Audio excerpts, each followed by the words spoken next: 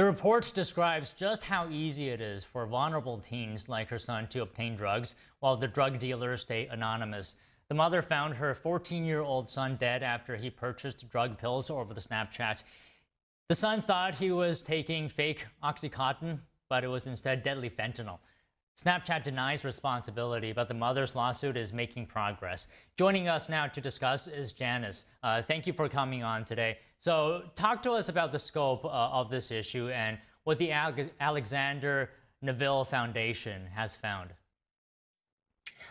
The scope of this issue actually involves quite a few parents of teenagers who have been harmed, they say, as a result of ingesting fentanyl. Many of them died. A few of them actually did survive, but suffered terrible lifelong consequences from unknowingly taking fentanyl. They weren't ordering fentanyl. They thought they were getting something else. But these drug dealers will lace these pills with fentanyl because it's cheap, regardless of the risk of death, which is very, very high since fentanyl is such a powerful painkiller. Now, the status of this case currently is that it is moving forward with 63 parents are part of this suit so far. There could be dozens more joining it. So Snapchat denies allegations that they're responsible for fentanyl-related deaths and injuries. If you don't mind, would you walk us through how a drug dealer on Snapchat could potentially operate, and how are they sending drugs? Well, from what I understand, these drug dealers can actually come up with like a fake name, a fake account. They may initially make some contact by noticing that there's a picture at a wild party, for example, and then they will try to contact the people who posted this picture if they have access to this. And that's one of the ways they can make contact, and assuming that this wild party, that some people there might be interested in trying drugs. They often will also skip to other platforms, perhaps, and try to finish the deal there, so to speak. There's just any number of ways that these drug dealers can connect with potential customers, regardless of them being minors. So earlier I mentioned how you wrote a very touching article on the Epoch Times. Maybe you can talk to us a little bit about this aspect. How did the Alexander family respond to all this? So Alexander Neville's mother, Amy, started a foundation in his name. Her statement to me was she forces herself to relive all the time the worst day of her life when she found her son dead in his beanbag chair from this apparent fentanyl. And she is trying as hard as she can to inform parents as well as teenagers about some of the dangers that are lurking out there on social media, not just on Snapchat. She hears from teenagers all the time about being pushed content that they didn't ask for, violent content that makes them feel like they want to harm themselves, perhaps. There are a lot of different, what she calls social harms here.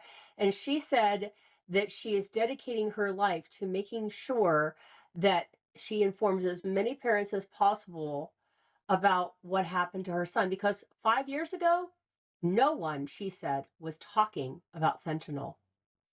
Okay, and this is a small detail, but Amy, Alexander's mother, actually has a tattoo. Can you tell us what that symbolizes?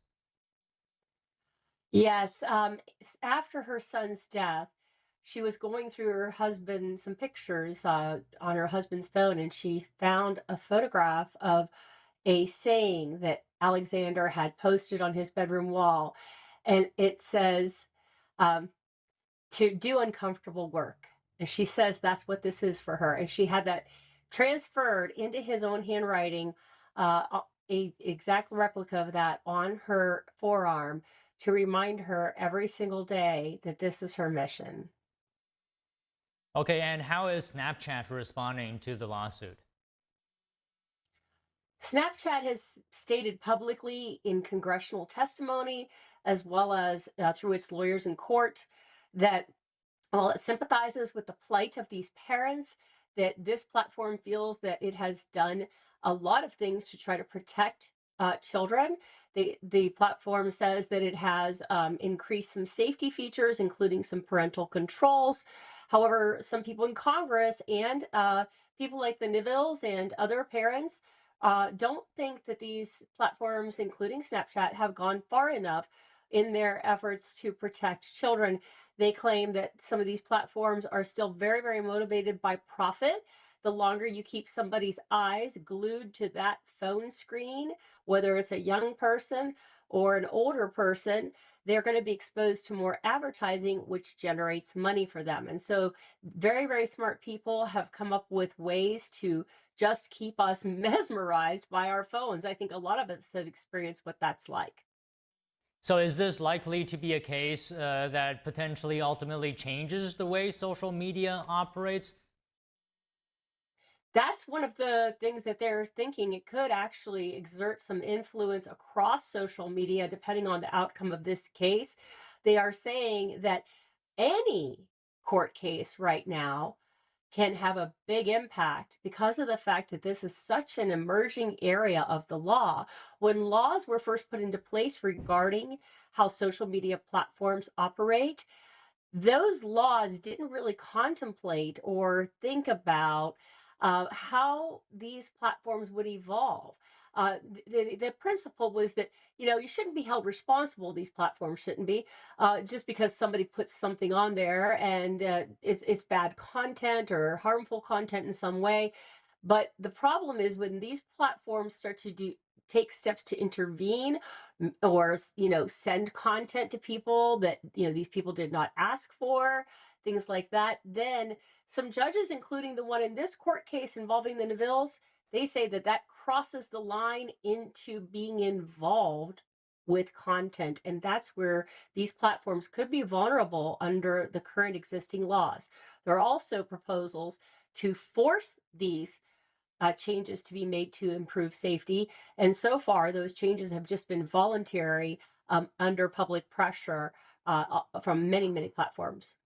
Okay, just one last question. And earlier you mentioned Amy Neville's efforts to warn parents and families and Americans in general about the dangers here. Talk to us about the Alexander Neville Foundation. Well, it's a nonprofit foundation that does aim to educate parents and also help teens about any social media harms out there. One of the biggest things that Amy shared with me is that, again, parents were not talking about, no one was really talking much about fentanyl 5 years ago when her son had this horrible experience, tragic death. And she was telling me that, she looked at her son's phone, for example, thought she was being a good informed parent, but she didn't know what to really, really look for. And a lot of times these drug dealers will communicate with potential customers, including young people, with emojis. And if you don't know what that emoji means, if it's used in a drug-related text, you would not even perceive what was being talked about if you saw these messages. Such an important topic, Janice, and thank you for covering it. Thanks for coming on the show as well. Thank you. Over to the Middle East, President Trump's special envoy